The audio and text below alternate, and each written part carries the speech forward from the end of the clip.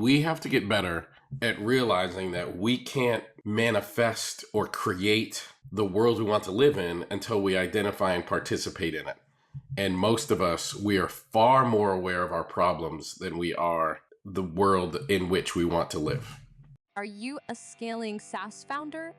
Ready to make the leap from leading a team to leading an organization? Join us each week as we refill your think tank with actionable tips and strategies from great business minds and those who don't know yet. This is SaaS Fuel with your host, 5-time entrepreneur, SaaS founder, and globetrotting adventurer, Jeff Maines. Welcome back to the SaaS Fuel podcast, where we give thanks for technology, except when it autocorrects Thanksgiving dinner to thanks for nothing, Diane. Anybody else had an autocorrect mishap? I'm your host, Jeff Maines. I help B2B SaaS founders like you grow from traction to scale. Here, growth is more than just numbers. It's about crafting a future-proof company, premium valuation, and leaders who build a business of significance while living epic, adventurous lives. Happy Thanksgiving, y'all. Well, we are gearing up for turkey, stuffing, and avoiding that one cousin's questionable casserole. Of course, the big question, at least here, is whether the Cowboys can pull off back-to-back wins. It's been a really rough season. Let's take a moment to talk about something even more important, though, keeping an attitude of gratitude and staying mentally strong during the chaos of the holidays. As leaders, the pressure doesn't let up just because the calendar says Thanksgiving, Hanukkah, Christmas, New Year. In fact, between year-end deadlines, family obligations, and just trying not to lose our mind in a sea of Black Friday emails, it's easy to feel stretched thin. Anyone else, or is it just me? But here's the thing. Gratitude isn't just a feel-good concept. It is a leadership superpower that keeps you grounded, resilient, and ready to tackle whatever comes your way. So here's the big question. Can you stay focused, centered, and grateful when everything feels like it's moving at warp speed and the people who want and need your attention has just quadrupled? Stick around because this episode is all about excelling, not just muddling through this holiday season. No casserole required. Our founder on Tuesday was Jackie Jones, founder and CEO of Way We Do. We explored the transformative impact of well-documented processes on business success. And spoiler alert, the impact is massive. From managing change to leveraging AI for automation, Jackie shared actionable strategies for improving team efficiency and driving growth.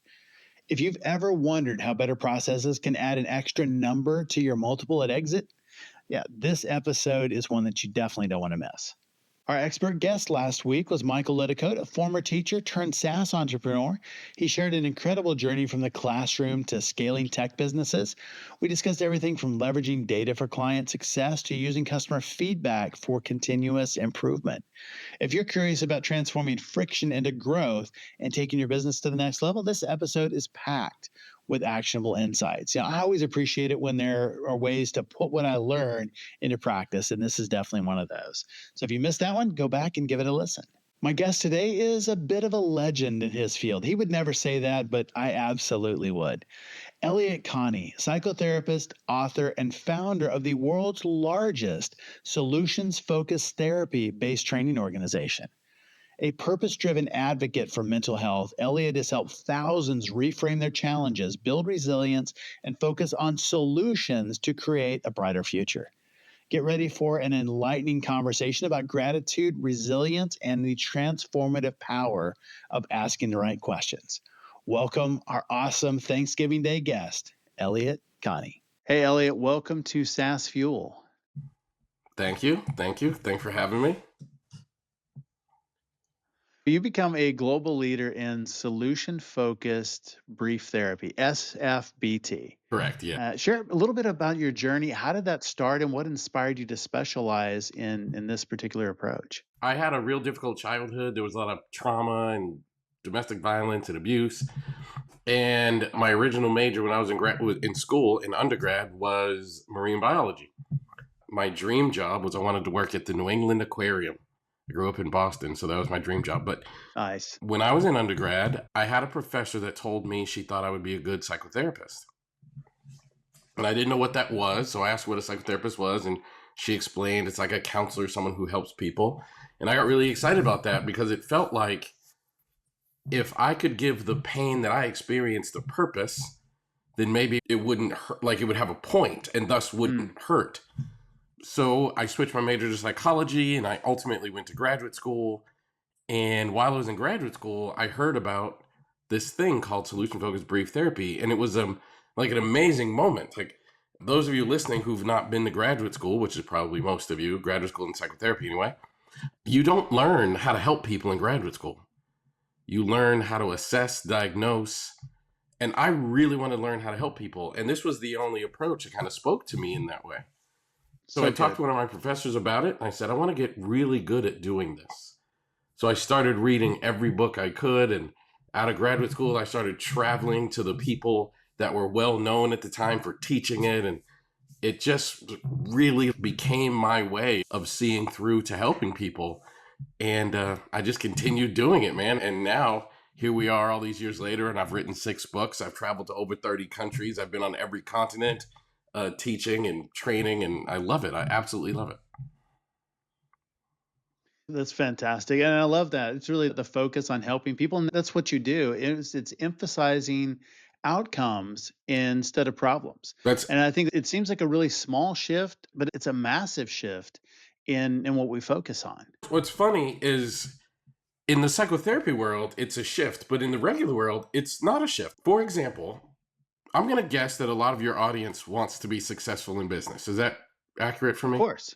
Okay. Yes. All right. So if I came to you and I wanted to hire you, Jeff, as a consultant, I don't come to you and say, hey, Jeff, I want you to help my business to be not broke. Like, we don't do that. I would come to you and say, hey, Jeff, I want you to help me 10x my business, or I want you to help me become more profitable. But we're very outcome driven as a species. But in the psychotherapy world, we do say, hey, Elliott, I want you to help me be not depressed. And in solution focused brief therapy, in the work that I do, I just want to I want to help them think like they normally think outside of the psychological realm. I want them to think about outcomes and not problems.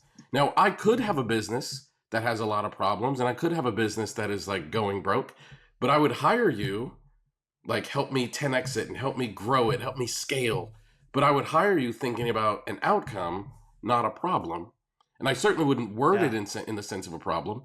But yet in our mental health, we say things like, I cannot tell you how many times I've worked with a couple and I've said, so the way that we open our therapy sessions is by asking, what are your best hopes from being here? Because I want to know like what they hope to achieve in our work. And couples say stuff to me like, we don't want to fight anymore. And I'm like, I'm sure that's true, but that doesn't tell me what you want your future to look like. Yeah. So my goal is to help people shift their focus to be able to think about the world they want to live in. Because once you think about that, then you can go about the business of creating it. I think you're exactly right. In business, we think about those outcomes, but mental health, and I think even when we look at our own personal lives, Yes. a lot of times we're looking at, I want to get rid of that thing, or I want to not be this way, which is just completely counter to what you're talking about, and really solving the problem and focusing on what is it that you do want, not really focus on what you don't want, but what do you want life to be like That's right. if this wasn't an issue? That's right. We have to get better at realizing that we can't manifest or create the world we want to live in until we identify and participate in it. And most of us, we are far more aware of our problems than we are the world in which we want to live. Why do you think that is? I don't know. That's a good question. I really don't know. I think problems are interesting things because as human beings, we have a natural tendency to take things for granted. But I don't know. I think my personal, professional stance is I think we all have to practice a deeper level of gratitude, because I think when we have more gratitude, we're much more outcome focused just in general.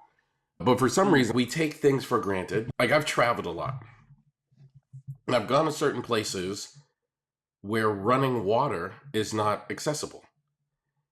And it was the first time in my life I was annoyed because I didn't have access to running. Like, I have a cup right here full of water.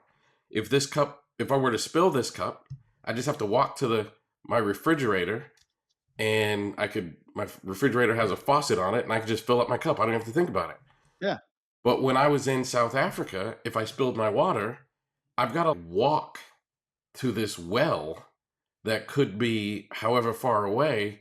And when I find myself sitting in my house thinking how lucky I am that I live in a place where I just have complete unlimited access to drinking water, then I feel better. Like your life gets more uplifted when you practice deeper levels of gratitude. But why humans are that way and we focus on problems, I don't know. I think I read a quote recently that said, thinking is hard. That's why so many people judge. And I would That's say pretty that, good. yeah. And I would say the same thing. I think complaining is easy. So that's why we do it. But I think we should increase our language of gratitude, and that will be very, very good for your mental health. I love that. And practicing gratitude is huge Yes, in mental health and just changing what you're focusing on. that's 100% true. It goes from being in here and what's going on or what's not working to being out there and really appreciating other people, appreciating even nature. Get outside and walk around and be grateful for what you're seeing that you can see. How about start with that? There's so many things that we can be grateful for. I love the water example too. That's absolutely right. Like we just take so many things for granted, and that's just human nature. But if you practice gratitude, and you have to do that with intention, because like problems make us talk, right? Like problems force us to communicate about them, right? For example, we had an appointment to meet here online. If I weren't to show up, you would probably have emailed me or texted me and be like, hey man, I thought because the problem, me missing the appointment, produces us to talk. But both of us were on time, and neither one of us were like, oh man, I'm so appreciative you were here. Like, I thought it though, by the way.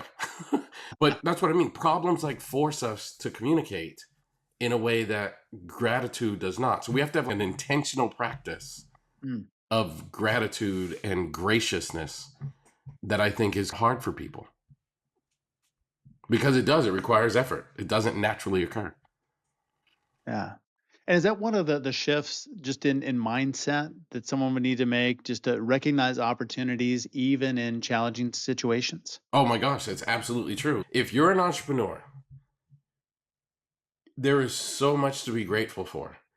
But I don't know about you, Jeff. I've met so many stressed out and unhappy entrepreneurs.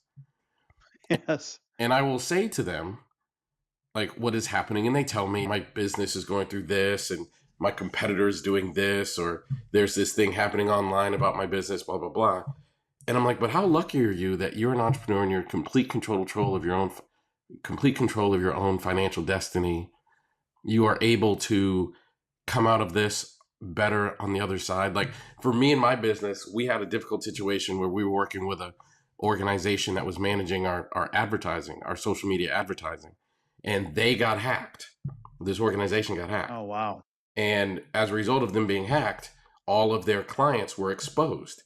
So what the hacker did, and this was horrible, like we were making 6 figures a month, and the hacker took over our Facebook page, kicked us out, and then started doing things on our own Facebook page.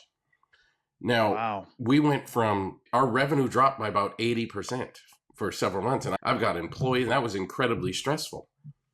And it takes work to go through something that difficult and continue to have gratitude. And my gratitude was like, I am going to be better on the other side of this.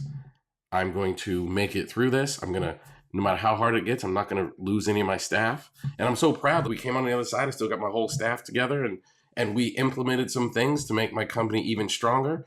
And in the next 12 months, we're going to double the revenue we had in the last 12 months. But you've got to really think. I heard another quote where somebody said, nothing happens to you, everything happens for you. And you got to really work to think about that.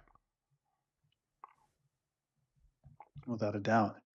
Well, in your book, Change Your Questions, Change Your Future, you encourage focusing on questions that lead to those desired outcomes like we were talking about. How does asking the right questions transform someone's life?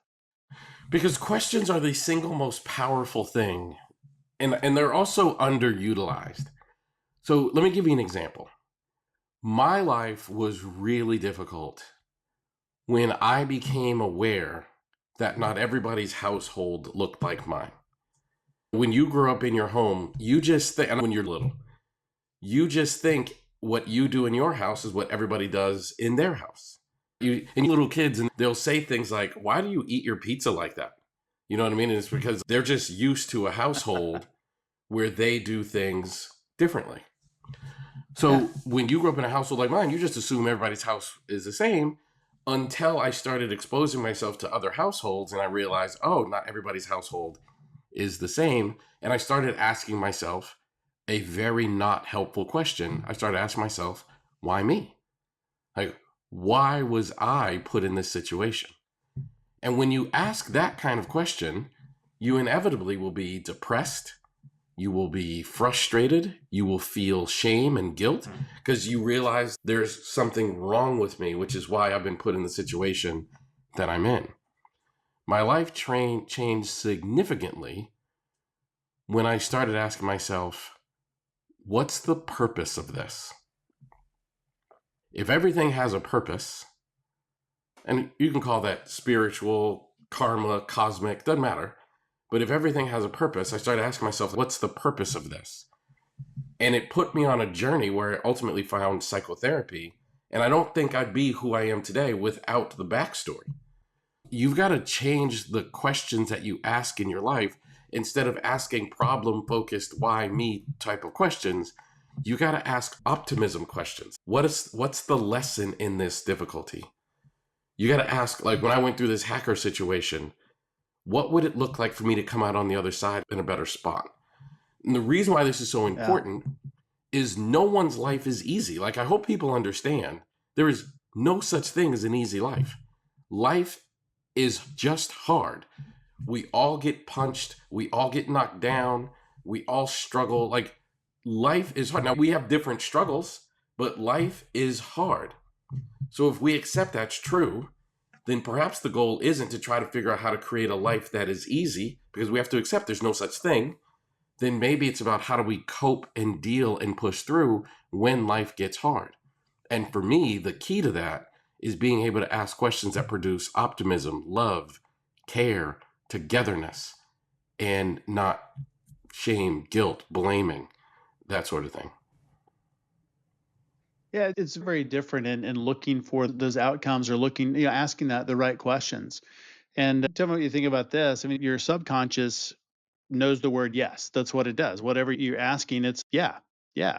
So if you ask, why do bad things always happen? Then it says yes, bad things always happen, and you're out there looking for that, and that's what you start seeing in the world. You start seeing those patterns. That's right. But when you say, what is the purpose in this? One, it assumes there is purpose, but two, now your subconscious is looking for that purpose out there in the world, and you start perceiving things differently. It's happening to me versus happening for me. Is that what I'm hearing?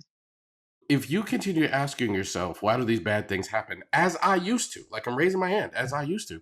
If you continue asking yourself, why do these bad things happen? You are programming your brain to continue to notice bad things happening, which is a strange thing. If I ask the normal person, how was your day? That really simple question. How was your day? I'll use this as an example to tell you the power of questions. If I run into the random person, do whatever, and I say, how was your day? They have a tendency to review, like in their head, they do like a mental review on their day. Did any bad things happen today? And if I can't think of a bad thing that happened, then I guess it was an okay day. So how was your day produces people to think negatively. Just like, did any bad things happen? Like any car accidents, any people die? Did anybody get sick? Did I get any bad news? Oh no, it was a pretty good day. But if I ask you, what was the best thing about this day? I'm triggering your brain to look for positive things, right? I'm triggering your brain to look for positive things. And if you're a friend of mine and I talk to you often, you get used to me asking that. And it becomes a habit for you to just look through the day for positive things. And that's a really wonderful thing. I'm sure all of you listening, Jeff, I'm sure you have heard the quote, like, whatever you pay attention to grows. Yes. The good news in that is that means you can choose what you will attend to, thus choose what you grow. The bad news is there is always bad and good happening simultaneously. Always. So you can just choose. I'm going to pay attention to the good, right? I'm going to pay attention to positive things. Yesterday, somebody close to me got into a real bad car accident. So I could choose to be like, oh man, now there are bills associated with that. They got to replace their car. The good news is walked away without a scratch. And Wow. and I'm choosing to just be grateful that they walked away without a scratch. There are going to be some financial costs because of this. That's cool. If the situation were reverse, right? If I had choice, if my loved one had passed away in this car accident and I was dealing with intense loss and grief, and God came down and he said, I'll bring your loved one back, but you have to pay tens of thousands of dollars to replace the car. I'd be like, yeah, I'll do that. Cool. Done. Yeah. Yeah, that's a good deal. So that's the deal I got. So I'm just going to be grateful that, like, all right, walked away without a scratch. Gonna have to pay tens of thousands of dollars to replace the car. Okay. Yeah, that's really good. And you could have two people experience the same thing, go through life, and even this happens with co-founders. You have two people that have gone through the same thing in a business, but they perceive it differently and they react to it differently. One is very resilient and maybe grows from it, and the other one maybe shuts down. So you have this very different reactions. How do we build that resilience in ourselves? By being aware, like, you don't have to build resilience, it's already in you. So the way you build resilience is to find your resilience. The easiest thing to do, the exercise that I think most people should do far more often than they do it, is think about challenges you've overcome in your life and just think about how you overcame them. Like, the greatest example of this is Michael Jordan, who I shouldn't say the greatest example, but probably the most common, popular example. Is someone asked Michael Jordan one time how he gets his confidence. And he said, every time we're in a timeout, when he was playing, we're in a timeout, I would mentally think about the jump shot I hit to win the national championship for North Carolina. So wow. If you have the ability to think of your past successes, it's going to trigger you to remember that you are inherently a resilient person. There's no such thing as a person who is not resilient. But there are people who don't think about the evidence of their resilience, so thus they don't view themselves as resilient. So you got to remember that. That's really good. I think about my own resilience. My favorite thing to think about when I feel down and I feel like I can't, go another step, which, by the way, I have those moments. I remember that I've never, ever put my hands on a woman in anger. Now, that might sound like a stupid thing to think about, but when I was in the 7th grade, we had an assembly. And not to date myself a bit, but back in those days, the school would get like the whole grade in the auditorium and they would deliver whatever kind of lecture, don't use drugs or whatever. And this particular assembly was about domestic violence. And we watched a short film about domestic violence, and I'm 11 years old watching this.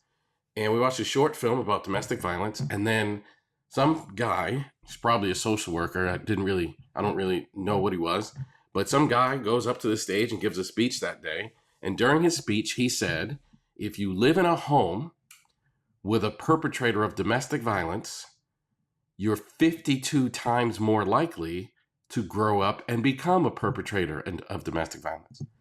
And I can remember thinking, I'm screwed. Because I knew I was growing up in a home where there was a perpetrator of domestic violence. And I remember vividly thinking, I'm screwed. That guy just told me I'm 52 times more likely to become a perpetrator of domestic violence. Now, I'm 47 years old, and I have never, ever done the thing that he told me I was going to do. That's evidence of my own human resilience. And there are lots of signs. Like, I can remember getting cut from a baseball team, and the next year, I was 11 years old then too. And it's like, the next year I'm going to make that all-star team. And I made that all-star team. I can remember getting a failing grade in a math class, and it was the last class I needed to graduate with my undergrad. And I had to go to tutoring literally every day. Math is not my strong suit. I had to go to tutoring literally every day to make sure I was doing good enough math work. And I got a C. and that's the grade I'm most proud of in my entire transcript. My transcript is littered with A's and B's, but if you ask me what am I most proud of, I would say I'm most proud of that C. I had to work the hardest to get it. But those are the things that when I review my history is evidence of my resilience. And most people, when they review their history, we have a tendency to find our failures.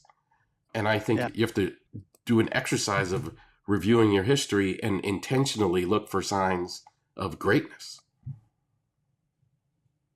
That's so important. And you're exactly right. We don't do that nearly often enough. And the people listening to the episode, watching the episode, I mean, think about it. When is the last time you actually took some time and wrote down some major victories? And they could be a long time ago, they could be last week. But really, what are your wins? And keeping a log of those. I think that's really important. We do that with our group every quarter. And so it's a running a running list. What are your wins? Yeah. But it's so important in thinking about that. And if I was able to do that, then this challenge in front of me is entirely possible. That's absolutely true. Because if you, this is going to be a strange metaphor, but I love what you just said. If I can do that, then the challenge in front of me is entirely possible, which is true. If I convince you, Jeff, that you are a mountain climber, right? If I just convince you, not only you're a mountain climber, but you're like an expert, highly qualified, very capable mountain climber, then you become no longer intimidated by the next mountain because you just view yourself as a mountain climber. So when the next mountain shows up, oh, I know I'm going to climb that because I believe I can do it. And I think most people, they don't view themselves as problem solvers. They don't view themselves as resilient. They don't view themselves as goal achievers. And we do it for such strange ways. I had a client once who told me that the reason he came to therapy is because he feels like a failure. And the reason he felt like a failure, and I was shocked by this because he was an attorney. And I remember thinking in my head, like, in order to become an attorney, you have to pass a whole lot of very difficult exams. You have to get an undergraduate degree. You have to pass the LSAT exam. You have, which would qualify you to go to law school. Then you have to do well enough in law school to graduate. Like, I remember hearing him say he feels like a failure, and I was like, what? Later, I learned the reason he feels like a failure was because he has 3 other siblings, and all 3 other siblings are millionaires in the entrepreneurial space. So, like, and he said, when I go to, like, our family Thanksgivings, they all show up in their amazing cars, and they fly first class, and I'm just an attorney. And I remember thinking, like, but you're just viewing yourself through this lens that an attorney is less than because you're comparing yourself to the environment around you. I asked this person, why did you become an attorney instead of an entrepreneur? It seems like everybody in your family is an entrepreneur. Why did you become an attorney? And he said, because I wanted to help people. He said, my siblings all wanted to make money, which is great and fine and good for them. But when I was in school, I realized I wanted to help people. So he became a defense attorney. And I was like, but that's such an amazing thing. But he doesn't view it as amazing, or at least he didn't in the beginning of our meeting. He didn't view it as an amazing thing because he was comparing himself to the environment around him. And I use that as an example to say, we don't view ourselves through this like lens of awesomeness because we often compare ourselves to other people around us, which removes our ability to see it. And social media is great at this. I might have a day where I feel like I'm doing pretty good physically. And then I go on social media and there's some guy with 6-pack abs and rippled muscles and super good looking, getting out of a supercar with a super, and then you think, gosh, I'm a loser. Like, it's just what we think. And we have to work to just take credit for your own accomplishments and let your own accomplishments just be your own. And in the same way that you look at somebody else who looks like they're in a better situation, you compare yourself to that, someone's looking at you and dreaming about your life. So just own your current success and own your strengths and abilities and the things that you've accomplished, and your life just gets far better. Ready to dominate your market and skyrocket your revenue? Dive into Small Fish, Big Pond, building a world-class business that swims circles around competitors. This book is packed with powerful marketing and leadership insights, guaranteed to transform your business and operate world-class. Small Fish, Big Pond delivers proven strategies to sharpen your marketing message, deliver unmatched value to your clients, and guide your prospects' buying journey to one inevitable conclusion: that your company is the only solution for them. Inside, you'll find step-by-step frameworks and time-tested growth principles to attract your ideal clients, convert them, and turn them into your passionate brand ambassadors. Get your copy today in print, ebook, or audio at smallfishbigpond.com or on Amazon. Plus, remember, every book sale supports charity, so dive in and make a difference.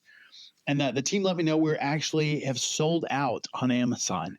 We've got another few thousand on order, and if you want print, let me know, and I'll make sure that you just send us a message, and I'll make sure that you get one of the first ones as soon as they arrive. They're being shipped right now. But ebook, audio, those are always available. But hardcover, paperback, those are back order right now. We just sold out, which is a great thing because, again, every book sale supports charity. 100% of the profits go there, and so that's really good. But if that's something you want, just let us know. That's so good. And especially with social media, it's so easy to compare ourselves with other people and what we see. Yeah. It's not really what was real life, but it's comparing to a snapshot in time That's absolutely or a moment and thinking that, that is the standard, and it leads to misery. That's absolutely right. I was in an airport, and there was this group of cute little girls, teenage girls, whatever. And this one girl said to her friend, I assume friend, sister, maybe, whatever it was, "Will you take my picture?" Of course, she says, "Yeah, of course, I'll take a picture." And she probably took 15 pictures in all kinds of different poses and angles. But she was just like, click, no, take another one, and just pose it. And I was watching that, and I remember thinking, this is why we compare ourselves. Like, that girl took 1,000 pictures. She wanted to make sure the pose was perfect, the lighting was perfect, the angle was perfect. And then when she posted on social media, she's not going to post all the ones she didn't like. She's going to post that one perfect picture. Right. She's going to use a filter to make it even more perfect. And I'm supposed to compare myself to that? No, thank you. No, thank you. Just be yourself and just own that person that you're seeing on social media or in television or movies. Their life looks flawless, but no one's life is flawless. And my life is equally flawed as everybody else's, but also equally brilliant. I just choose to focus on the brilliance. Yeah, that's really good. A lot of times, I think we want success. We see it and it looks like it's instant. An overnight success after 15 years of pushing a rock uphill, and we see the end of that journey. Yeah. Wow, that happened so fast. How do we balance that desire for that immediate success with the patience it really takes to get that long-term growth and impact? I think we have to, it goes back to questions. Like, somebody very close to me is a woman named Tiffany Haddish, who is a well-known comedian, actress, movie star. And I love what you just said, Jeff. It's like, we see people, they've been pushing a rock up a hill for 20 years, and we see the final 3 steps of that climb, and it looks like an overnight success to us. So I was hanging out with Tiffany one day, and I said to her, "What was your big break?" And she said, "I've had a couple." She said, "When I was coming up as a comedian, there was a network that hosted a comedy showcase. And if you got on the comedy showcase, you would be invited to audition for different TV shows. So I really wanted to get on the comedy showcase. So I went to audition, and I was like, 'Oh, you must have gotten on.' She said, 'Yeah, I eventually got on, but they rejected me 7 years in a row. They only did this once a year. Wow. So they rejected me 7 years in a row. On the 8th year, I got accepted into the comedy showcase.' And I went, 'Oh, so that must have been your big break.' And she said, 'Once I was in the comedy showcase, I now am getting invited to auditions.' And I said, 'Oh, so did you get your first role?' She said, 'Yes, I got casted in my first TV show, but I had to audition 260 times before I got casted in that TV show.' So think about that. 259 times she auditioned, and they told her no. And on the 260th, she got casted in her first TV show. And I hear that, and I think people have to ask themselves, when you see Tiffany Haddish, and I have seen people are naturally envious and jealous. I've seen people say, "Why her?" I've seen famous comedians do interviews on YouTube, and when they bring up Tiffany Haddish, they refer to her as an industry plant. Like, she's not an industry plant. Hmm.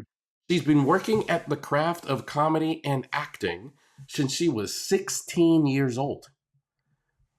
I know that because I know her really well. She's an incredibly hard worker. One time somebody asked her, we were hanging out somewhere, and somebody asked her, "How do I become a famous comedian?" And she said, "You have to go fail for 10 years. Yeah. And I was like, "Really?" And when the guy walked away, I said, "Really?" She said, "Yeah. For 10 years, I would drive around Southern California performing in comedy shows for $40 a night. Some nights it didn't even cover the cost of gas to getting to the comedy show. And it was like 10 years of doing this."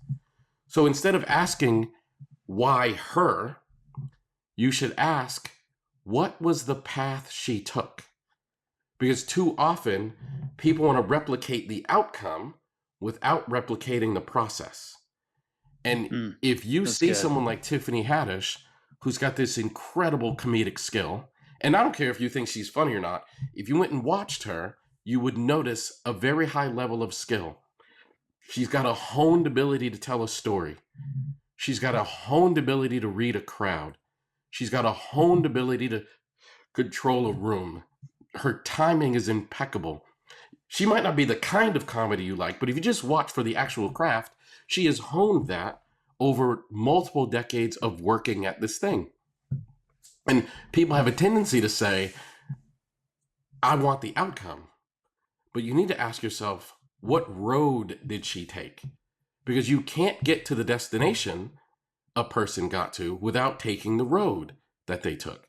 And people do this all the time. People in the gym with six-pack abs and rippled muscles, and it's, "Oh, I want that." Great, but do you want to wake up at 4 a.m.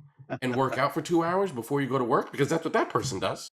Like, I started working out recently. In college, I was an athlete, so most of my life I've worked out pretty well. But the entrepreneurial journey and the travel journey is hard on your body, and I've gained some weight and haven't been as healthy as I'd like to have been. So I started working out recently, and I tend to work out at night. It's just my tendency is I like to work out at the end of my day. It's my solitude time. Had a long day. I'm going to go work out. But there's one particular day I went to go work out at 6 a.m. And I called a buddy of mine and I said, "I found all the six-pack people. All the six-pack people are in the gym at 6 a.m. I mean, everybody in that gym, not everybody, but the majority of people, there's a much higher percentage of people with six-packs in the gym at 6 a.m. than any other time. Why? Because that's what disciplined people do. So do I want six-pack abs and rippled muscles? Yes. That means I also have to be willing to wake up at 5 a.m. to have a good workout. So people are willing to say, "Yeah, I want the multi-million-dollar movie deal that Tiffany Haddish signed, but are you willing to audition 260 times for TV roles? Are you willing to audition for a comedy showcase 7 years in a row? Are you willing to fail as a comedian 10 times or for 10 years?" Because that's what she did in order to get that. And there's a funny story. Like, I'm really good friends with her, and I was at a comedy club, and the manager of the comedy club said to me, "She's so different now than she used to be." And I said, "Used to be?" Now, we were at this show that she had sold out. This massive comedy club. She had sold it out, 5 shows in one weekend. It was packed every show. And the guy said, "We hired her like 10 years ago to come and perform, and she bombed. It was like horrible. And when she walked out, she said, 'I promise I'll be back and do better.'" So are you willing to just bomb? Because that's part of the process. Like, failure is a part of the process. Failure is not the opposite of success. It's part of the process of success. And most people just aren't willing to go through it. Yeah, we want the outcome, but it's that commitment, that dedication, that consistent effort over time that is hard. That's right. That's right. And I have a lot of really successful friends in the business world and the entertainment world, and no one's ever said to me, "Hey, Elliott, can you ask Tiffany Haddish how she got so good at comedy, they asked me, how did you get famous? And I'm like, bro, if you want to be good, if you want to do this, you got to take the lumps. You got to go through the process. You got to get booed off stage a bunch of times. You got to do the thing, whatever the thing is. And that's the part that I think is underwater that nobody sees until the end of that journey. Like you said, the last 3 steps. That's right. And they're like, wow, that happened so fast. The person just blew up. That's right. But there's a lot more to that. 100% right. I used to tell my first business venture was opening my therapy practice in 2008. And I opened my therapy practice, and that's hard to do. And I figured it out. It took me a couple of years, but I figured it out. And after I had a successful practice, students from local universities used to reach out to me after they graduated, and they'd be like, hey, I graduated from such university. I want to open a therapy practice. You're very successful. Do you mind if I come and talk to you about how you are successful? And I would always say the same thing. Yep, I will gladly talk to you about how I became successful. Meet me in my office on Friday night at 9 p.m. And they would say, because that literally, I worked Monday through Saturday, but during the week, my last session ended at 9 p.m. So I would say, yeah, I'll gladly talk to you about this. Just meet me in my office on Friday at 9 p.m. And all of them would say, oh, sorry, I have plans. I'm going to happy hour. I'm like, okay. Yeah. But and apparently it's not that important. But that's how I got successful. I didn't have happy hour meetings with my friends. Like, I obsessed about growing and building my therapy business. That's what it took, like that level of obsession. Yeah. And I think that kind of brings a point. You just Friday night, 9 p.m., not convenient for me, so I'm not going to do it. And it's that cultural acceptance of quitting. Yes. How do you think that's impacted perseverance in different aspects? Could be business, relationships. I think we see it there, personal goals. And that's too hard. I'm not going to do that. Yeah. Again, I'm going to go back to questions. Quitting is easy because it's an immediate end to an uncomfortable situation. So if I am doing something hard, dieting, let's say, which is probably the most common thing that people quit. I'm doing something hard, I'm dieting. I've decided I'm going to not eat bad foods. I'm going to reduce the amount of calories I eat, blah, blah, blah. I'm going to diet. Quitting is easy or easier because we think this is hard. I don't want to do it anymore. And if I stop doing it, it's an immediate end to the acute uncomfort. But you have to, but what stops you from quitting is when you remind yourself, I'm going to have uncomfort anyway. So I've got to ask myself, which uncomfort do I want?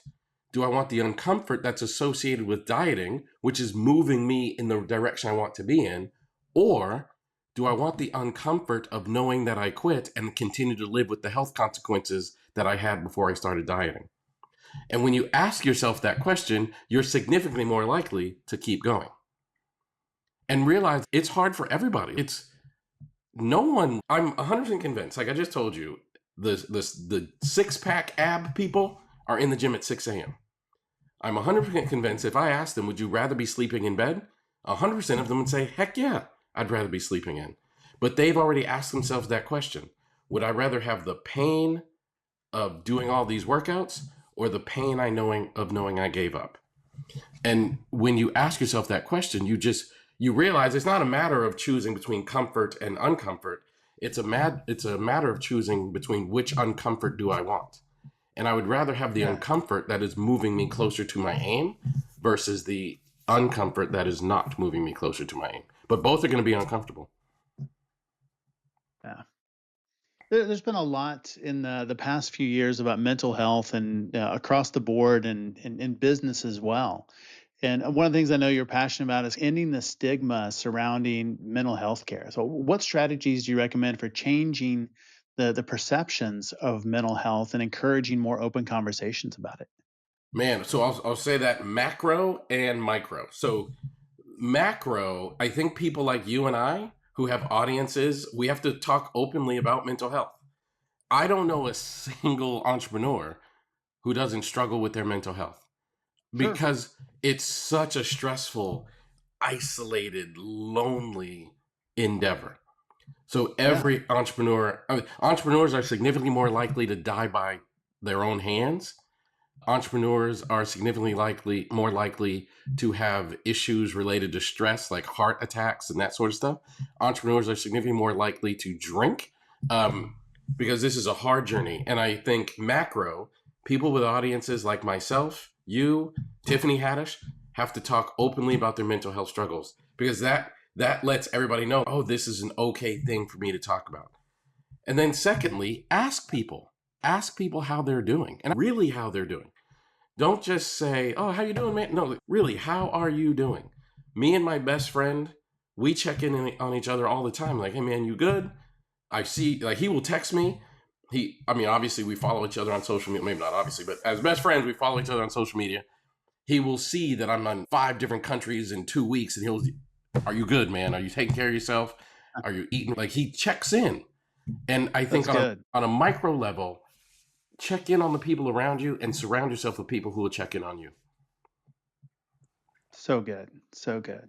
What trends do you see, shaping the future of mental health care, and how are you preparing to address those and clients, therapists? I know you do a lot of training of therapists as well. Yeah, I think the biggest trend that I see is people are becoming more informed, and the internet just makes people more informed about everything. So people are becoming more informed about their mental health.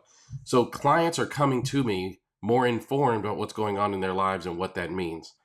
I think the other thing that I notice is as therapy becomes less stigmatized, more people are reaching out for therapy.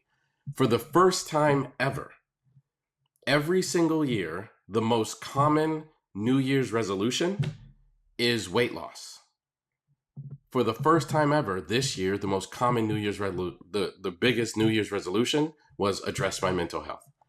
So I think as we destigmatize it, people are working to address it. And that's probably the biggest trend I see. That's really good. And those two things are much more. That's really good. And those two things that's absolutely true. And it's such a good thing. Like, you don't have to suffer, man. If there's one thing I would want, like, everyone to know, you genuinely don't have to suffer. Suffering is not inevitable. Like, hardships are inevitable, but suffering is not. You can overcome. You can overpower. Love that. Where can people learn more about you online? Man, go to my website, elliottconnie.com. Spell my name with 2 L's and 2 T's, elliottconnie.com, or find me on social media at Elliott Speaks across all platforms, Instagram, Threads, Facebook, at Elliott Speaks. Outstanding. And we'll make sure and link all of that in the show notes. Elliott, such a great conversation. Yeah, man. Thank you. Really appreciate you being on SaaS Fuel. Thank you for having me, man. Thanks again, Elliott, for coming on the show and sharing your insights and resources. The timing of this, I don't think, could be any better as we head into the holiday season and end of year chaos. And you can learn more about Elliott and be sure to check out his books as well at elliottconnie.com. As always, all links, highlights, resources, and full show notes are available at saasfuel.com, and be sure to check us out on YouTube as well. Full episodes, video shorts, trainings, outtakes, and quite a bit more there for you. Thought leaders, share. Share this episode with someone you're thankful for. I started and shared it with you because I really do appreciate you taking time to listen and engage. We get feedback and comments. It means the world to the team and me as well. I'm super thankful for them. And without the team, this podcast wouldn't even exist. So definitely thank you for listening, and thank you to our team who makes all of this happen. Everyone who shares this week has a choice, either a gravy drone. It flies around the dinner table, delivering hot, steaming gravy to everyone's plate. It's efficiency, deliciousness, and slightly terrifying tech all in one. Or a smart pie slicer, built with AI, of course. This tech marvel scans your pie, divides it into perfectly equal pieces based on hunger levels, ensuring no one fights over the bigger slice or that last piece. I'm thinking maybe I should go get some pie right now. I don't know about you. But how do you stand out in a world filled with AI-generated content? Join us next Tuesday as John Gillum, founder and CEO of Originality AI, reveals the strategies behind maintaining originality and quality in the age of generative AI, and how to make your brand shine bright in the new future of content marketing. Is fractional talent the secret weapon for scaling your business? Join us next Thursday as expert Mike Malloy explains why hiring fractional executives is the future of work and shares actionable insights for scaling your sales engine and building lasting business relationships. His 5x7 rule has been game-changing for me, so you won't want to miss that. Again, happy Thanksgiving, y'all. Safe travels to you, and wherever you go, enjoy the journey. Thanks for listening to SaaS Fuel. Full show notes for each episode, which includes a summary, key takeaways, quotes, and any resources mentioned, are available at saasfuel.com. Be sure to follow and subscribe wherever you listen to podcasts. And if you're enjoying the content and getting value from these episodes, please leave us a rating and review at ratethispodcast.com/saasfuel. We'll be sure to read these out on future episodes.